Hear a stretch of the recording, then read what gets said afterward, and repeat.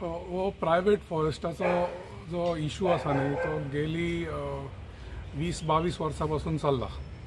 गोवा फावंडेशनान उच्च न्यायालयान आनी NGTन याचिका दाखल केल्ल्यो.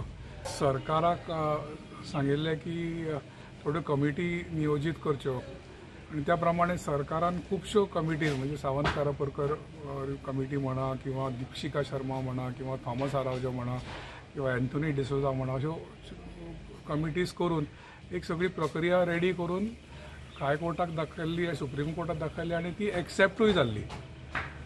आता हे सगळें जाल्या नंतर आता गोवा फावंडेशनाक त्यो कमिटीचे रिपोर्ट आनी हे मान्य ना म्हणून तांणी परत ही केल्ली, परत्यो ह्यो सगळ्यो अपील केल्ल्यो. हाजो अर्थ हातून फायदो कांयच जावचो ना, उलट गोव्याच्या आर्थीक परिस्थितीक खूब मारहाणी आनी आमच्या डेव्हलपर मेंबरांकूय खूब नुकसाण जावपाची शक्यता आशिल्ली. म्हणून क्रेडायन हे अपील फायल केल्ले की आमकांय बी इंटरविनींग एप्लिकंट म्हणून घेवचे आनी हो आमचो अर्ज आज ह्या NGTन एक्सेप्ट केला.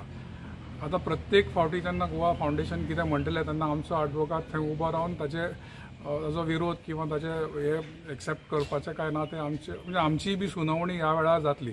इतलो वेळ पर्यंत क्रेडाय पार्टी नाशिल्ली आनी वन सायडेड जातालें सगळें.